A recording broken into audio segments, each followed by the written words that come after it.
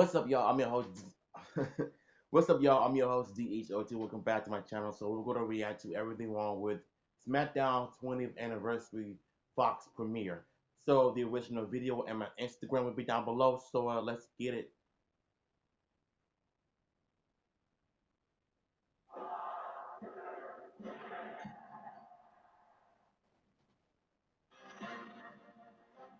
I don't get it. This thing kind of sounds unusual for a WWE show. What was wrong with the other version they were using?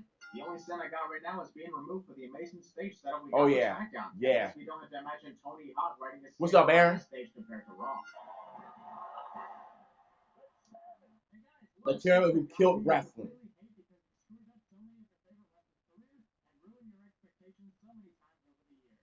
Why are you giving him a standing ovation and cheering like hell? Right. Oh, right. That's because they never meant a word they said. Not a single damn one. AC/DC fucking rules, that's for sure. Great choice on the new theme song. Yeah. We're only past the opening pyrotechnics, yet we're already advertising things. It's okay, Christian. Calm down. Fox likely isn't going out the ass on advertisements like they do with other sports. Oh shit, I forgot where we are. Help me! Well, this is awkward. We're beginning the premiere of Friday Night Smackdown on Fox with a Raw wrestler. Stupid wild card. If you're not excited right now, you better check your phone. I thought Corey Graves was done using that annoying catchphrase. Oh yeah. Why does nigga Corey Graves come out of his mouth saying that Lana can't draw ratings? Have you not seen the storyline between Bobby Lashley and Lana? I mean, at least it's working something, but Corey Graves just need to shut up, Mo.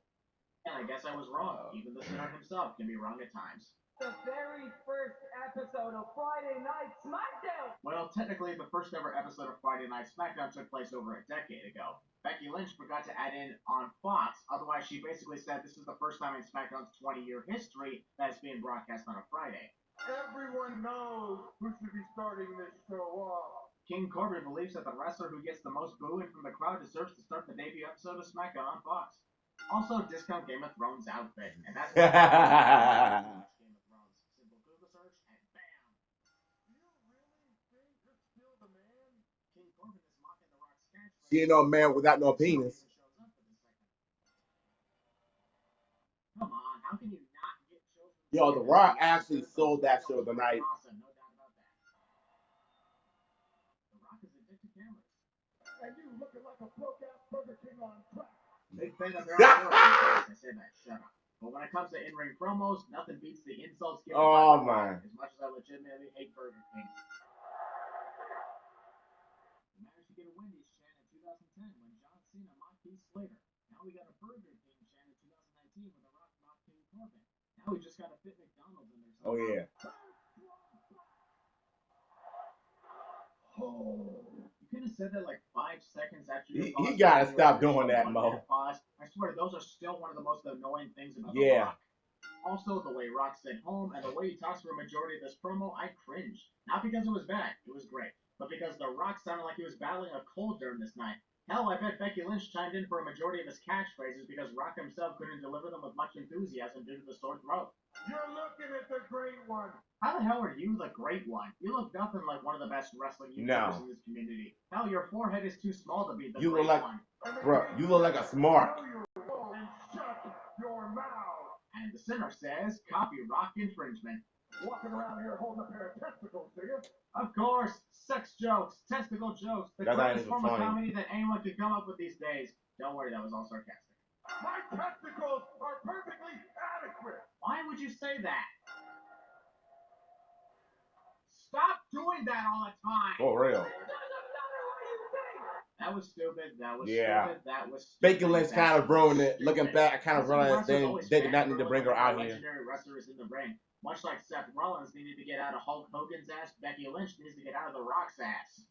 You want money in the bank? And lost it in 7 seconds.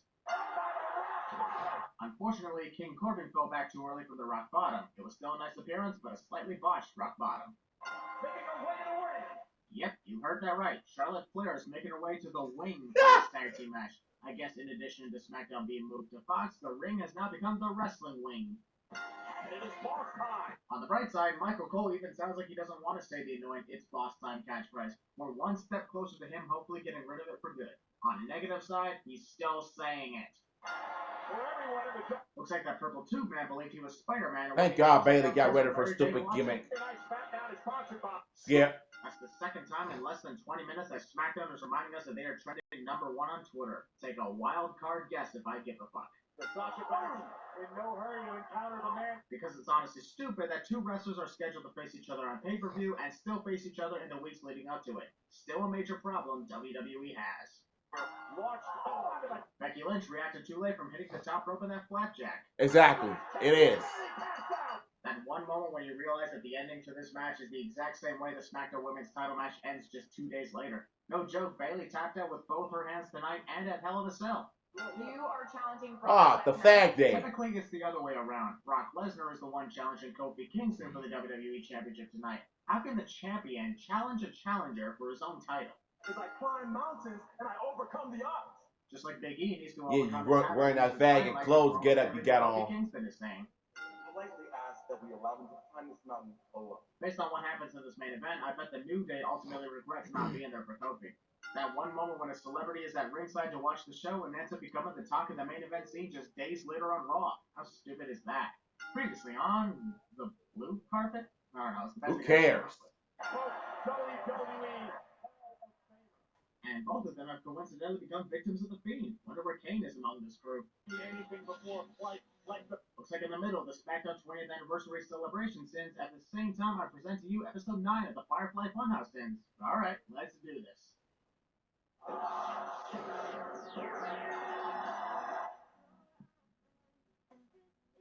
This is. I really hate the Fire Funhouse. It's just stupid. Funhouse Bray Wyatt becomes more and more deranged. If you look back at the first ever episode, he's got more smiles than anyone in the company combined. And that further shows how much sanity he's losing. Also, we got a new painting of Becky Lynch on the wall. Like, oh my god, please straighten out the paintings already! How many times am I going to lose my mind and let my own darkness in? If you look at the Seth Rollins painting behind Bray, you can see that there are devil horns, further foreshadowing that he's about to let him in at Hell in a Cell and get possessed. Even the smallest of details can cause the biggest outcomes. To introduce everyone to my home. Didn't you introduce us to your home like 6 months ago? We've been familiar with the Firefly Funhouse for half a year at this point, dude. I need to get my weapon. Or Abby the Witch hasn't been able to... Yeah, no. You see my reaction to him, man? Check it out. Why doesn't she just move out of the Firefly Funhouse if she can't take it? It's one of the best matches, out of all the pay-per-views they had. Ever want to have fun anymore? What's up with that? Honestly, Rambling Rabbit wearing a complete Seth Rollins outfit, especially with the beard, was funny as hell. Although, what do you bet he's gonna die for the 100th time tonight? I want to be just like you when I grow up. And by grow up, I mean assuming I don't die, get resurrected once again, and have to restart the life cycle. Looks like Seth Rollins actually likes Ramblin' Rabbit. Makes me wonder if those two would ever become friends and play together. Nah, Seth's about to kill False. next week. Ramblin' Rabbit speaks to Seth Rollins, but also speaks to the fans as well. See, guys, the Rabbit tried to warn you that the main event wasn't going to end well. Next time, you better listen to the Rabbit. My friend Seth. Bray Wyatt considers Seth Rollins to be his friend, despite the fact that he technically has never met him since debuting the Firefly Funhouse. And the only time he meets Seth, he dies. Apparently, holding a microphone causes Bray to sound exactly like Mercy the Bug. Bray Wyatt looks like a rejected weed smoker. Good lord, how much fluff does Ramblin' Rabbit have in his body? Or maybe Mercy ripped apart Huskus the Pig off screen as well. Also, this somehow didn't cause the Firefly Funhouse to get an R rating. That's a lot of graphic violence for a kid's show. It's freaking awesome how accurate this reveal what was going to happen at Hell in a Cell. Once again, Bray Wyatt was right. Ramblin' Rabbit literally loses his head, just like Seth Rollins figuratively loses his head at Hell in a Cell by going mentally insane against the Fiend. Yeah, so is his gimmick. Another true prediction, as Seth burns down the Firefly Funhouse a week later, just like Randy Orton burned down Bray Wyatt's former home 2 years ago. This is honestly terrifying.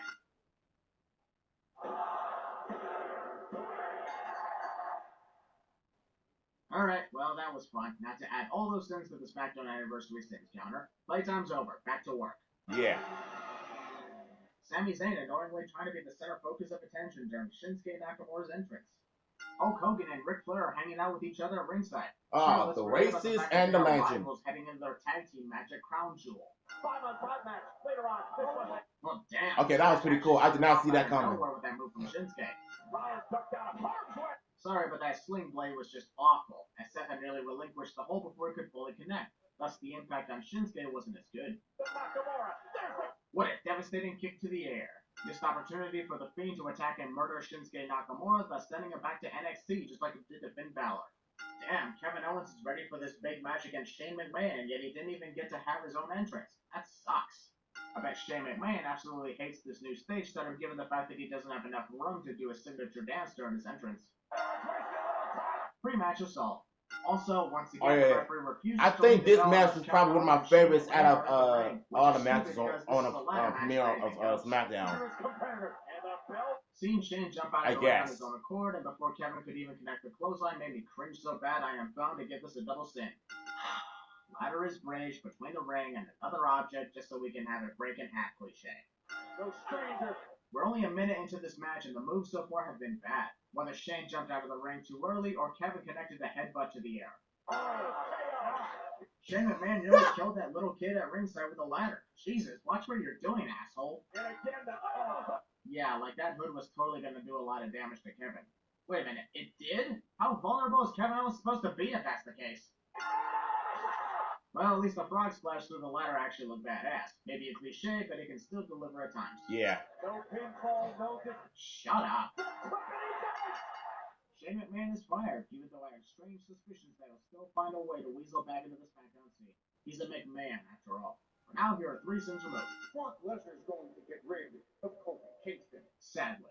Good lord, I don't know this is why. like the 4th or 5th time SmackDown is advertising Progressive. I thought them advertising Hulu all these years was annoying. Allying with zigzag. How quick the Miz moved after getting the zigzag, it looks to me like WWE has really downgraded the effectiveness of Dolph Ziggler's finishing move. And that's honestly stupid. 6'8", 385 pounds. Thanks, Michael. I was totally wondering how tall Braun Strowman was and how Who much cares he weighed. about him? Thanks for giving me the random info. Hard to believe that pretending to fight with an undefeated boxer is enough to get you in a big-time match against him. Hey, Yeah, he is kind of boring, but yeah, at the same time, this is basically a way of getting him over. Just kind of sad to say the least. But Tyson Fury and Braun Strowman feud was kind of stupid and it was not needed in the first place. And this is their way of getting cash grab. And, it worked for the Big Show 11 years ago when he taunted Floyd Mayweather. Livid with what happened earlier tonight. Earlier tonight, Michael was acting like Tyson Fury got ran into hours ago, when that was clearly 50 seconds ago.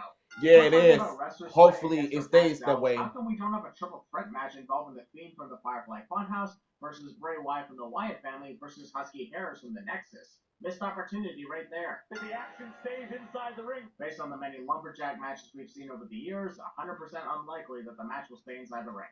They're not really supposed to be doing this. They're supposed to be just sending Roman back into the ring. Well, last I checked, the lumberjacks can do whatever they want, just as long as they throw Roman Reigns back into the ring after they're done. No rules saying that's all they're supposed to do. He's praying for him. Rowan with a big boot. That was clearly a spinning heel kick, not a big boot, Michael. Rowan.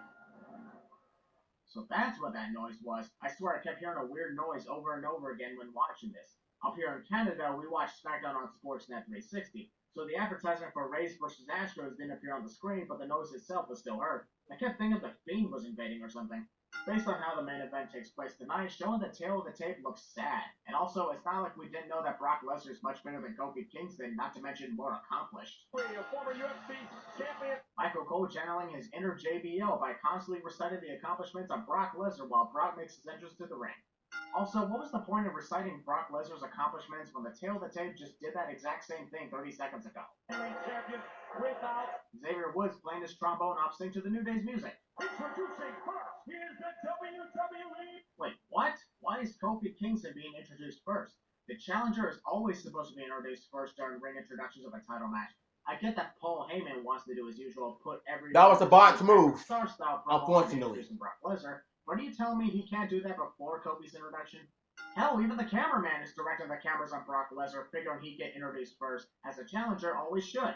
Fuck!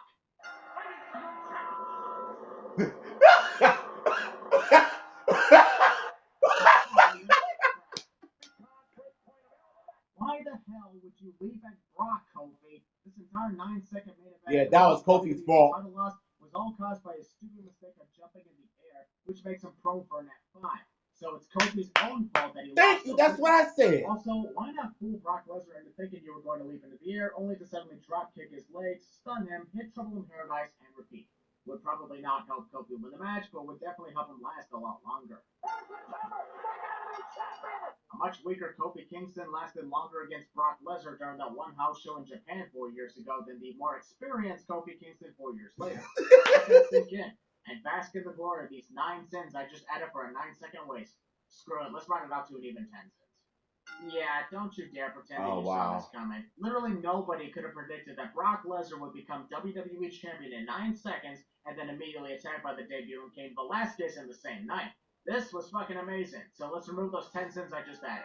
Ladies and gentlemen, the new, reigning, defending, undisputed WWE Heavyweight Champion of the world, Paul Heyman! This might be the best reaction I've done, man. But listen, man, Kofi Kingston, I mean, he pretty much did that on his own fault by leaning up to Brock Lesnar to become the champion in 9 seconds. And then